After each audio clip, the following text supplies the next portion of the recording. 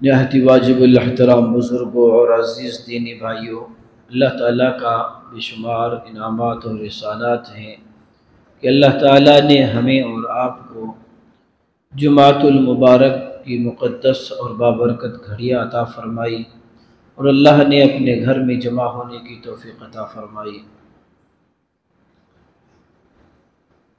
क़ुरबानी के दिन चल रहे हैं।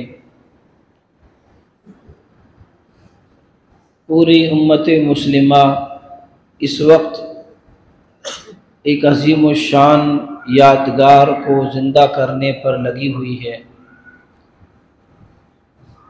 सैयदना इब्राहीम अलैहिस्सलातु वस्सलाम और उनके लख्त जिगर हज़रत इस्माईल अलैहिस्सलातु वस्सलाम की वो यादगार क़ुरबानी जिसको अल्लाह ताला ने क़यामत तक के लिए बाक़ी रखा और अहले ईमान हर साल ईमानी जज्बे के साथ बड़े जोश और खरोश से उस क़ुरबानी की अंजाम दही के लिए अपने आप को पेश करते हैं।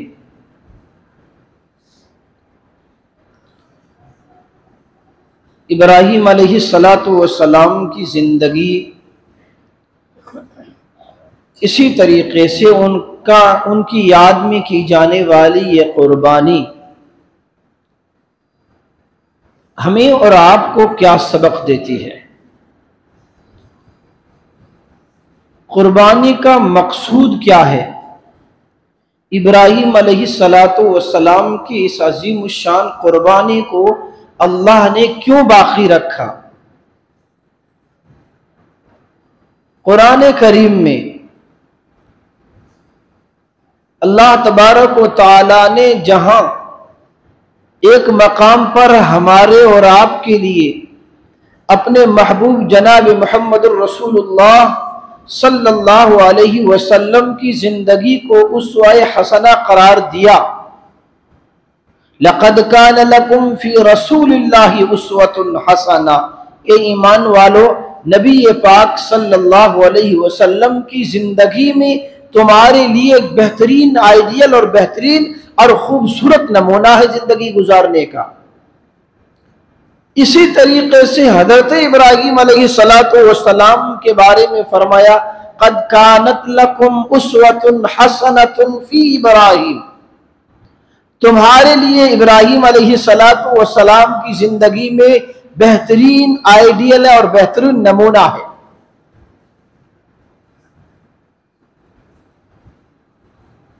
तो इब्राहीम अलैहिस्सलातु वस्सलाम की जिंदगी हमें और आपको क्या सबक देती है और ये कुर्बानी हमें और आपको क्या पैगाम देती है। असल में इस चीज की तरफ तवज्जो देने की जरूरत है।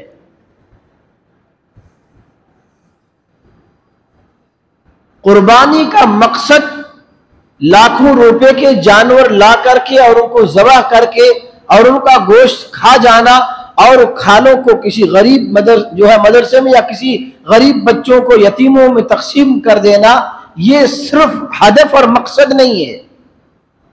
इसके पीछे मकसद क्या है, उस मकसद को समझने की और उसको अपनाने की जरूरत है, जो इस कुर्बानी की असल रूह है। जानवर ज़बह करना मकसद नहीं है। मकसद क्या है इस कुर्बानी का।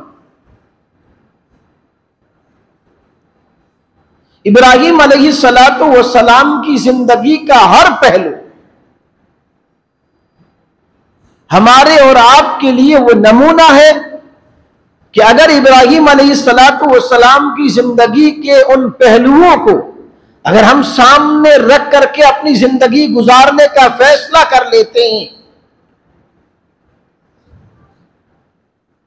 तो ये बात एक रोज़े रोशन की तरह साफ और आया हो जाती है और वाज़े हो जाती है कि इब्राहीम अलैहिस्सलातु वस्सलाम की सीरत को सामने रखकर जिंदगी गुजारने वाला ईमान वाला दुनिया के किसी मरहले में परेशान हो जावे, ये हो ही नहीं सकता। लेकिन शर्त है इब्राहीम की जिंदगी को अपनाना, इब्राहीम की जिंदगी और उनकी सीरत को फॉलो करना। अल्लामा इकबाल ने इसी को कहा था कि आज भी हो गर इब्राहिम सा ईमा पैदा, आज भी हो गर इब्राहिम सा ईमा पैदा, आग कर सकती है अंदाजा गुलिस्ता पैदा। आज भी आग हमारे लिए गुलजार बनने के लिए तैयार, लेकिन शर्त यह है कि हमारा ईमान इब्राहिम के ईमान जैसा होना चाहिए। हमारी जिंदगी सीरत इब्राहिमी पर आ जावे। क्या है इब्राहिम अलैहिस्सलाम की सीरत? सबसे पहला इब्राहिम अलैहिस्सलाम की जिंदगी का चैप्टर और सबसे पहला इब्राहिम अलैहिस्सलाम की जिंदगी का बाब कि अल्लाह की वहदानियत और अल्लाह की तौहीद पर इतना हद दर्जे से डटे हुए हैं और इतनी जो है इस्तिकामत के साथ खड़े हुए हैं। दुनिया का अजीम रिश्ता जो बाप का रिश्ता होता है, अल्लाह की तौहीद के मुकाबले में अगर बाप का रिश्ता आता है, इब्राहिम अलैहिस्सलाम बाप के रिश्ते को निभाते जरूर है, लेकिन तौहीद के मुकाबले में जब बाप खड़ा होता है तो इब्राहिम अलैहिस्सलाम इस्तिकामत के पहाड़ बन करके खड़े होते हैं और अपने बाप से हम कलाम होते हुए फरमाते हैं, या अबती लिमा ताबुदु मा ला यस्मउ वला युबसिर। ए मेरे प्यारे अब्बा जान, किन बुतों की इबादत करते हो, किन बुतों को तुम सजदा करते हो, जो न सुनते ही न बोलते ही, ऐसे बुतों की इबादत करते हो जो जैसे ऐसे हाथों से बनाए हुए तुम जो है बुतों की और मूर्तियों की इबादत करते हो जिनको बोलना भी नहीं आता। माला यनफा वला यजुर्रु, जो नफा के भी मालिक नहीं है, जो नुकसान के भी मालिक नहीं है। ए अब्बा जान, इनकी इबादत छोड़ दो, ए खुदाए वहदहु ला शरीक लहू के मुत्तबे और पैरोकार बन जाओ, उस दीन के पैरोकार बनो जिस दीन को देकर के अल्लाह ने मुझे भेजा है।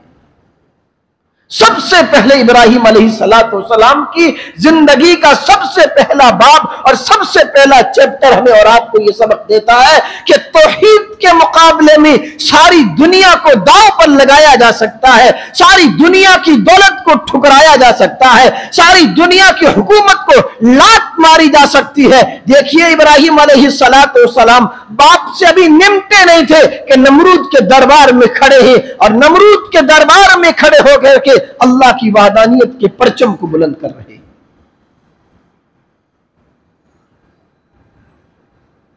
सारा मुल्क एक तरफ, सारी हुकूमत एक तरफ, पूरा घराना एक तरफ है, एक तन्हा इब्राहिम अलैहिस्सलाम है जो सामने इस्तिकामत के पहाड़ बन करके खड़े हुए हैं। क्या वजह है, किस मसाले को लेकर के खड़े हैं?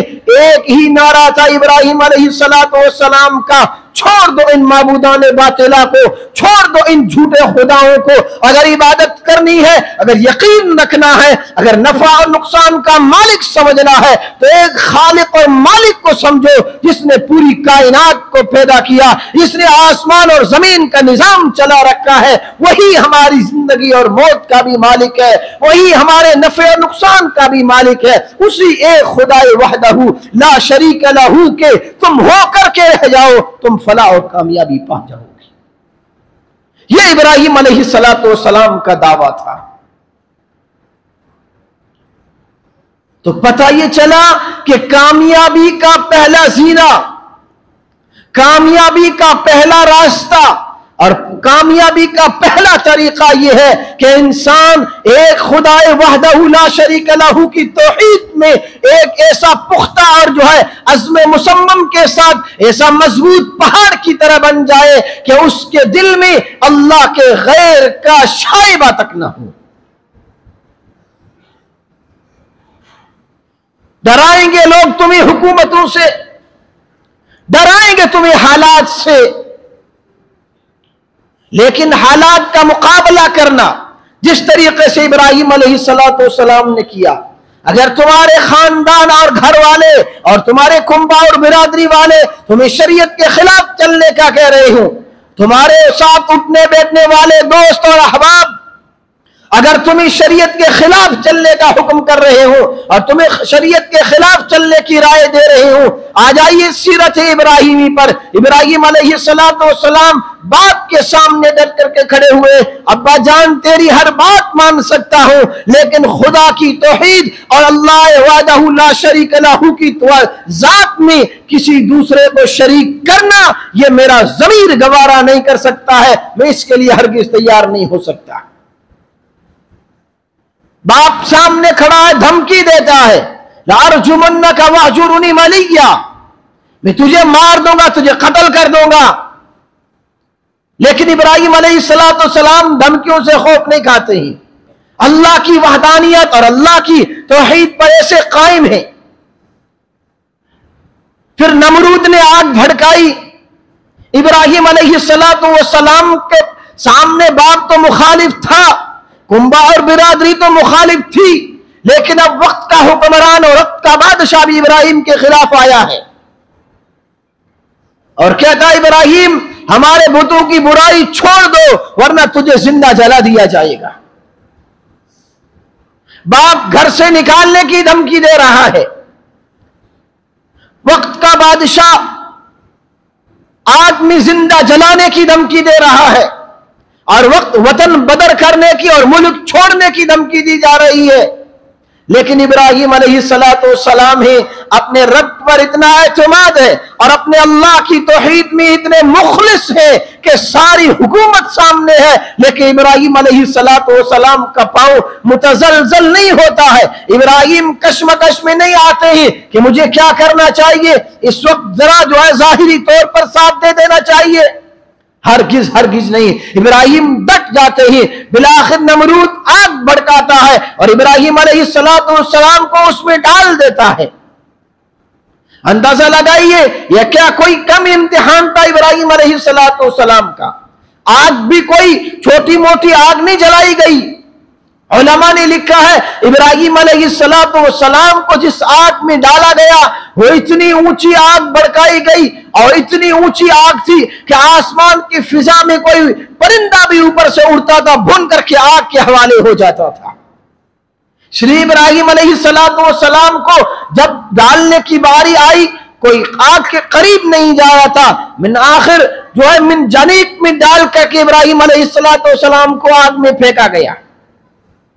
लेकिन अल्लाह का खलील है, अल्लाह का बरगुज़ीदा पैगंबर है, अल्लाह की तौहीद के मुकाबले में खड़ा है, अपने रब पर इतना कामिल यकीन और एतमाद है उसको कि अगर अल्लाह की तौहीद के लिए और अल्लाह की रजा के लिए अगर बाप को कुर्बान करना चाहिए तो कुर्बान कर दूंगा। अगर हुकूमत वक्त के सामने टक्कर लेने का बारी आएगी तो अपने अल्लाह वहदहू ला शरीक लहू की तौहीद और उसके ऊपर ईमान का जज्बा यह होना चाहिए कि हुकूमत वक्त से भी इस बात पर कंप्रोमाइज नहीं हो सकता कि हमें और खालिक और मालिक की तौहीद में किसी को शरीक करो।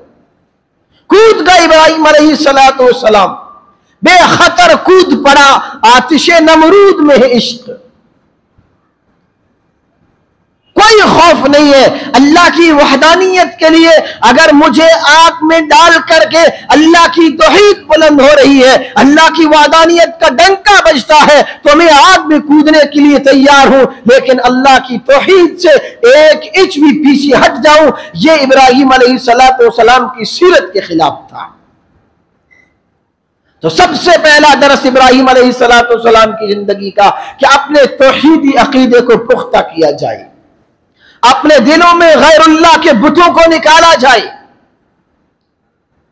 गैरुल्लाह जो हमारे दिलों में बसे हुए हैं, सिर्फ किसी मूर्ति को पूजना यह गैरुल्लाह की इबादत नहीं है। अल्लाह के अलावा किसी दूसरे से उम्मीदें वाबस्ता करना यह भी खालिस तौहीद के खिलाफ उलमा ने लिखा है।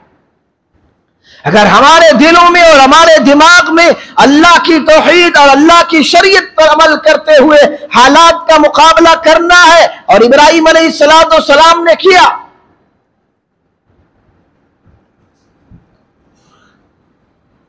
तो इब्राहिम अलैहिस्सलाम की जिंदगी का सबसे पहला सबक तौहीद है। ईमान वाला अगर तौहीद पर डट जाता है और तौहीद पर डटोगे तो यकीन जानिए कुरान का साफ ऐलान है, अगर अल्लाह की तौहीद पर जमोगे और अल्लाह की वहदानियत का इकरार करोगे, अल्लाह के अलावा किसी दूसरे का जो है मदद का और दूसरे से उम्मीद का तुम्हारे दिल में शाइबा और खौफ तक नहीं आएगा। अल्लाह फरमाएंगे फिर ऐसा नहीं है कि तुम मसेरियों पर लेटे रहोगे और तुम्हें तौहीद का और इब्राहीम अलैहिस्सलातु वस्सलाम की जिंदगी का वो उसवा तुम्हें जो है तुम्हें दे दिया जाएगा। नहीं नहीं, अल्लाह ने कुरान में फरमाया अफहसिबतुम अन तदखुलुल जन्नह वलम्मा यातिकुम मसलुल लज़ीना खलौ मिन क़ब्लिकुम, क्या तुम ये ख्याल करते हो, क्या तुम ये समझते हो कि हम सिर्फ तौहीद का दावा कह करके और अपनी जबान से तौहीद का नारा लगा करके तुम जन्नत के मुस्तहिक बन जाओगे? हरगिज हरगिज ऐसा नहीं हो सकता। वलम्मा यातिकुम मसलुल लज़ीना खलौ मिन क़ब्लिकुम, तुमसे पहले लोगों की मिसालें तुम्हारे सामने मौजूद है। कुरान भरा हुआ उन वाकयात से। इब्राहीम अलैहिस्सलातु वस्सलाम की सीरत एक बहुत बड़ी मिसाल है।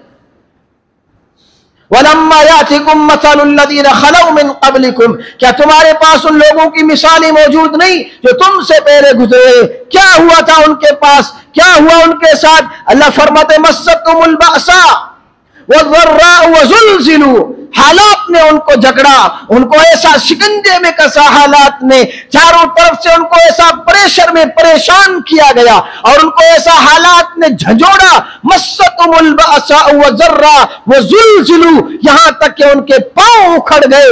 वक्त का नबी भी पुकार उठे हत्ता मता नसरुल्लाह, अल्लाह तेरी मदद कब आएगी? हत्ता यक़ूल रसूल मता नसरुल्लाह, अल्लाह की मदद कब आएगी? लेकिन अल्लाह फरमाते हैं अल्लाह की मदद आएगी और जरूर आएगी, लेकिन तुम्हारी ख्वाहिश के मुताबिक नहीं, रब की तदबीर और रब की मर्जी के मुताबिक आएगी। इब्राहीम पर अल्लाह की मदद आई, लेकिन कब आई? जब वो आतिश नमरूद में कूद गए।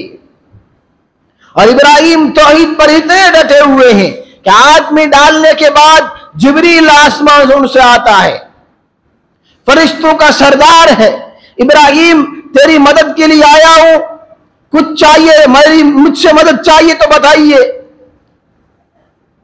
कहा कि जिसने तुमको भेजा है और जिसकी इजाजत लेकर के आए हो वो साथ सब देख रही है कि नहीं देख रही है? हजरत जिब्रील ने अर्ज किया अल्लाह के खलील, बेशक अल्लाह तो हर जगह हाजिर और नासिर है, वो तो देख रहा है। फरमाया जिब्रील जाओ तुम्हारा काम करो। अब जब अल्लाह देख रहा है तो रब्बे जलील जाने और उसका खलील जाने। मीकाईल आता है, इसराफील आता है, फरिश्ते एक पेशकश कर रहे इब्राहीम हम आपकी मदद क्या कर सकते हैं? लेकिन इब्राहीम उस आग में कूद करके उन फरिश्तों से यूं कह रहे हैं, ये नहीं कहते आओ अल्लाह के फरिश्तों मुझे बचाओ इस जो नमरूद की आग से, नहीं, फरमाते हैं अल्लाह देख रहा है मेरा हाल, तुम हट जाओ सामने से, आज रब जाने और उसका खलील जाने। जब इब्राहीम अलैहिस्सलातु वस्सलाम का ये जज्बा देखा अल्लाह ने किसी जरिए से पैगाम नहीं भेजा, अल्लाह तबारक व तआला खुद आग से मुखातब होते हुए फरमाया कुल्ला या नारु कूनी बरदन व सलामन अला इब्राहीम। इब्राहीम अलैहिस्सलातु वस्सलाम ने इम्तिहान के सारे मराइल पार कर दिए। अल्लाह की जात पर एतमाद और अल्लाह की जात पर इतना यकीन कामिल इब्राहीम अलैहिस्सलातु वस्सलाम का। इब्राहीम अलैहिस्सलातु वस्सलाम अल्लाह के गैर से एक राई के दाने के बराबर भी किसी की मदद लेने के लिए तैयार नहीं है। अब रब्बुल आलमीन फरमाते हैं आग अब इब्राहीम के लिए ऐसी ठंडी हो जा, वो सलामन अला इब्राहीम, ऐसी सलामती वाली बन जा कि तेरी गोद में इब्राहीम को सुकून मिले जो एक नन्ही जान को अपनी ममता की गोद में सुकून मिला करता है। यह इब्राहीम अलैहिस्सलातु वस्सलाम की तौहीद का आलम था। आज हमारे दिलों में गैरुल्लाह से मदद मांगने के बुत सजे हुए हैं। आज हम उम्मीदें लगाए बैठे हैं कि फला साहब मेरी मदद कर लेंगे। नहीं मेरे भाई, ईमान पर अगर यकीन कामिल है और ईमान पर अगर जमना है तो सीरत इब्राहीम के इस पहलू को सामने रखते हुए गैरुल्लाह के ख्याल को अपने दिलो दिमाग से निकालना पड़ेगा। और एक अल्लाह वहदहू ला शरीका लहू की जात पर ऐसा यकीन कामिल होना चाहिए कि जो कुछ होगा वो होगा। जबान पर कुछ है, दिल में कुछ है। इकबाल ने कहा ना कि खिर्द ने कह भी दिया ला इला तो क्या हासिल, खिर्द ने कह भी दिया ला इला तो क्या हासिल, दिलो निगाह मोमिन नहीं तो कुछ भी नहीं। सिर्फ जबान से ला इलाहा इल्लल्लाह कह दिया, कुछ हासिल नहीं होगा। दिल का यकीन और दिल की गहराइयों से इस बात का यकीन बैठ जावे। जैसे सहाबाई किराम के दिमाग में और सहाबाई किराम वाले रिज़वानुल्लाह अलैहिम अजमाइन के सामने ये सीरत इब्राहिम का ये पहलू देखिए, इब्राहिम की जिंदगी का ये पहलू और सहाबाई किराम की जिंदगी का मुताला कीजिए। मक्कतुल मुकर्रमा के चौक में सरदाराने कुरैश ने इकट्ठे होकर के एक 70 साल की माई और बुढ़िया हजरत सुमैया रज़ी अल्लाह तआला अन्हा को पकड़ा हुआ है। क्या जुर्म था उस 70 साल माई का जो अपनी जिंदगी के आखिरी किनारे पर खड़ी है? जुर्म उसका यह था कि उसके दिल में तौहीद घर कर गई थी। मोहम्मद रसूलुल्लाह सल्लल्लाहु अलैहि वसल्लम को अपना नबी मान चुकी थी।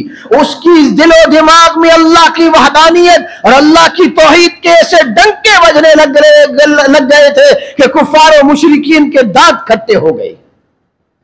पकड़ा हुआ मुशरिकीन मक्का और सरदाराने कुरैश ने सुमैया को, और पेशकश की जा रही, सुमैया इस दीन को छोड़ दे, इस खुदाए वाहदहू ला शरीका लहू की इबादत को छोड़ दे, आजा हमारे सामने लात के सामने भी झुक, उज्जा के सामने भी सजदा कर, मनात के आगे भी अपनी नजरें मान, और खानाए काबा में जो 360 बुत रखे हुए इनके आगे तो आकर के चढ़ावे चढ़ा।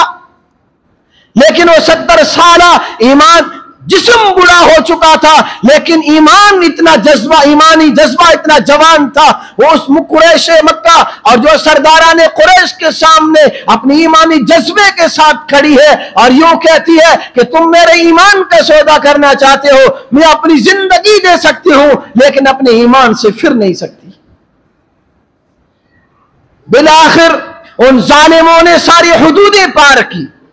उस 70 साली जिस्म की ज़ईफा को एक पांव में एक रस्सा डाला और दूसरे पांव में दूसरी रस्सी डाल करके 2 ऊंटों के गले में डाल करके दोनों को खिलाफे सिमत चला दिया और जो है सुमैया रज़ी अल्लाह अन्हा को के जिस्म के चीर करके 2 टुकड़े कर दिए। लेकिन सुमैया अपनी ज़बान हाल से ये कह रही थी कि जालिम, तो जो कुछ तुझे करना है कर ले, आज मैं अपने जिस्म के टुकड़े तो करा सकती हूं लेकिन याद रखिए मैं अपनी आंखों से अल्लाह की जन्नत के 8 दरवाजे खुले हुए देख रही हूं। मैं अपनी जिस्म की बोटी तो करा सकती हूं लेकिन अपने ईमान का सौदा नहीं कर सकती।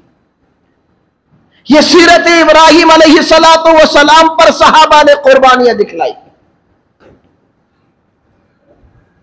सैकड़ों सहाबाए किराम के वाकयात हैं। हजरत बिलाल रज़ी अल्लाह तआला अन्हु का वाकया, मक्के की गलियों में घसीटा जा रहा है, जानवर की तरह गले में पट्टा डाल करके औबाश लड़के मक्के की गलियों में घसीटे फिरते हैं। अरब की तपती हुई रेत पर सुला करके सीने पर पत्थर की चट्टान रखी जा रही है, लेकिन वो दीवाना वार कहता जा रहा है अहद अहद, अल्लाह तो बस एक है, खालिक बस एक है, मालिक बस एक है, नफे की जात बस एक है, नुकसान पहुंचाने वाली जात बस एक है। मेरे भाइयों और अजीज दोस्तों, ये वाकयात सुनाने का वक्त नहीं है। वाकयात सुनाने बैठेंगे लंबी फहरिस्त सहाबाए किराम की। जरूरत इस बात की है, आज जिन हालात से उम्मत मुस्लिमा गुजर रही है, आए दिन नौजवान बच्चियों के मुर्तद और होने और इस्लाम छोड़ने के आए दिन वाकयात सामने आते ही, आए दिन मुसलमान का ईमान इतना कमजोर होता जा रहा है कि वह अल्लाह के हुक्मों पर साबित कदम नहीं रहा। हम अपनी ख्वाहिशात को दीन के ताबे नहीं कर रही, बल्कि हम ये चाहते हैं कि दीन हमारी हर ख्वाहिश के सांचे में ढलता चला जाए और जैसे मेरा मन में आता जाए वैसे शरीयत का हुक्म होता जाए और मैं जिंदगी गुजारता जाऊं। अगर जिस तरीके से हम और आप सोच रहे हैं ऐसे जिंदगी गुजारेंगे तो हमारे हालात नहीं बदलेंगे। ऐसे हालात में सबसे बुनियादी जो चीज है वो अल्लाह की जात पर तवक्कुल और अल्लाह की जात पर इतना कामिल यकीन हमारा होना चाहिए कि गैर अल्लाह चाहे कितनी बड़ी ताकत के सामने खड़ा हो जावे, लेकिन हमें अल्लाह की जात पर इतना भरोसा और यकीन होना चाहिए ईमान वाले का कि मेरा रब मेरे साथ है, दुनिया की कोई ताकत मेरा कुछ बिगाड़ नहीं सकती। तो जरूरत इस बात की है कि अपनी जिंदगियों में तौहीद को दाखिल किया जाए, गैरुल्लाह के शक और शुबा और शाइबे को भी खत्म किया जाए। एक अल्लाह की जात से होने का यकीन इब्राहिम अलैहिस्सलातु वस्सलाम की जिंदगी का यह पहलू है।